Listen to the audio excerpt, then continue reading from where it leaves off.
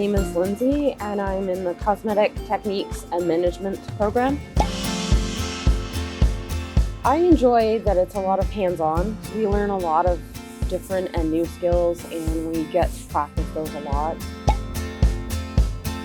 It has given me the skills to be able to be more creative with my makeup and do things that I never even knew about, like doing some of the SFX makeup. I've never done anything like that before. I didn't even know it existed.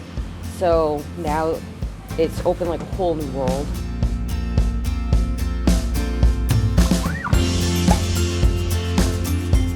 If you have a passion for makeup, I would say come in, see what the program is like, even go to some of the open houses and stuff like that to see what it's like.